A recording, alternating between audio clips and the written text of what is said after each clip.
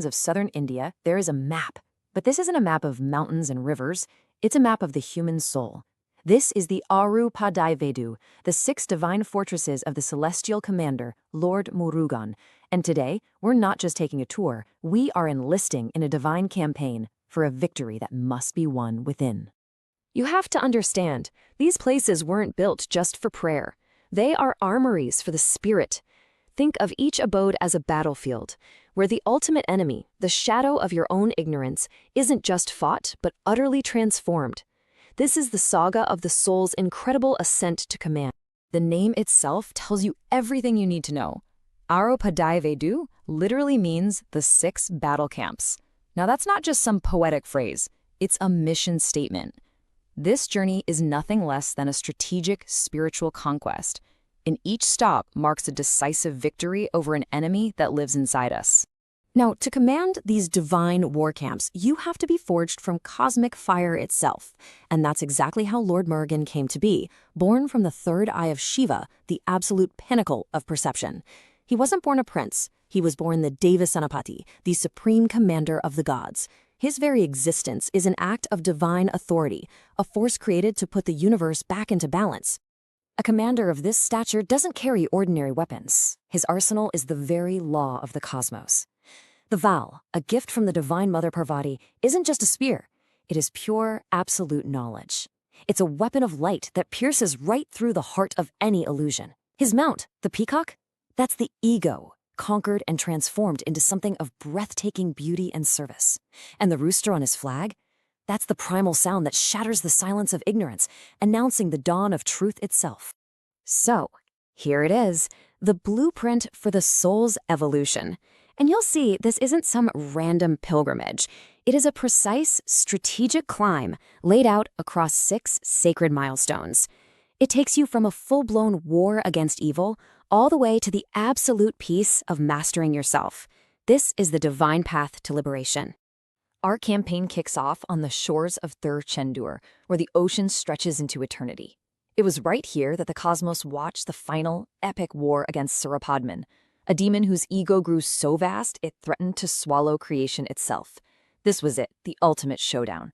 Divine light against an abyss of chaos, fought on the very sands that would be forever purified by this victory.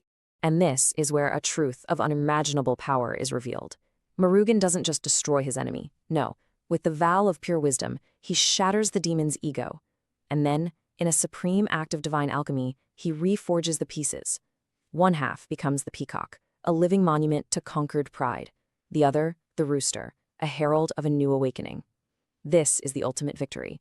You don't just destroy evil, you transform it and force it into the service of light. So, with the external war won, the battlefield shifts. The victory at Thiruparankundram was about cleansing the past, our karma. But the journey to true mastery, that's just getting started.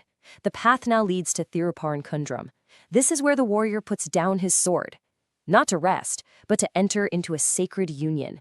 The focus shifts from conquering the world to aligning the soul with its true purpose, its dharma. Here, literally carved from a single living mountain, a divine covenant is sealed. Murugan marries Devanai, the daughter of the celestial king. And believe me, this is no ordinary wedding. This is the soul taking a formal oath to live a life of righteous purpose. It's the moment the victorious warrior takes all that immense power and channels it, becoming a pillar of cosmic order. Okay, so you've achieved victory. You have a divine union, you're living a life of purpose. It really seems like the journey should be complete, right? But the greatest war is actually yet to be fought. What happens when the enemy isn't some demon, but the face staring back at you in the mirror? The battle for the self is about to begin. The prize, the Gnana Pajam, the fruit of absolute knowledge. Murugan, the god of action, immediately blasts off, blazing across the universe, totally confident in his power. But his brother, Ganesha, the god of wisdom, takes a different approach. He simply walks around his parents, because to him, they are the entire cosmos. And when Ganesha is given the fruit, Murugan, the undefeated commander, faces his first real defeat. Not by a demon, but by a higher truth.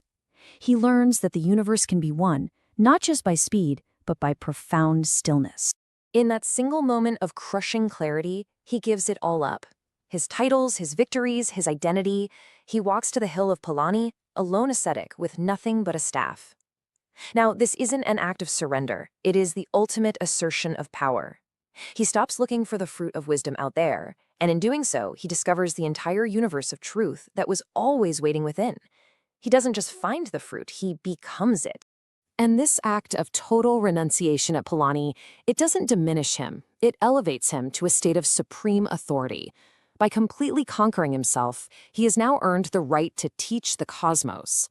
He's graduated from being the student of a brutal cosmic lesson to becoming the guru of the gods themselves. See, to become the guru of gurus, you have to possess the ultimate knowledge. And all of that knowledge is contained in a single primordial sound, Om. It's not really a word. It's more like the vibration that all of existence is made of. To truly know its meaning is to hold the key to creation itself. And so we come to Swami Malai, where the entire universe just holds its breath. Lord Shiva, the eternal Father, the source of everything, sits down as a humble student before his own son. The very hierarchy of the cosmos flips upside down as Murugan, now the living embodiment of wisdom, explains the sacred meaning of Om to his own creator. This is the ultimate proof. True authority doesn't come from age or power. It's born from realized truth. And in becoming the supreme teacher, the divine commander finally reveals his ultimate lesson. After all the fury of battle, after all the intensity of gaining knowledge, the journey leads to Thiruparankundram, the abode of pure tranquility. It's here the warrior discovers that his ultimate power isn't in his spear, but in his serenity. This is the stage of inner peace, which proves that the greatest conquest of all is silencing the chaos within yourself. The final stop, Pasamudra, is the home of grace. Here the journey ends, not with a final battle, but with overwhelming compassion. So you see, this is the soul's blueprint for ascension. It teaches us that our biggest demons are the ones we create inside ourselves, and that the veil of knowledge was made to dissolve those inner shadows of ego, fear, and ignorance. This is the path from action to wisdom, from conquest to a peace so powerful, it commands the universe. For thousands of years, this divine map has been waiting, charting the soul's epic journey from the chaos of conflict to the stillness of ultimate power. The path has been laid out for us. The only question that echoes from these ancient, sacred hills is now for you. Look at this map of your own potential.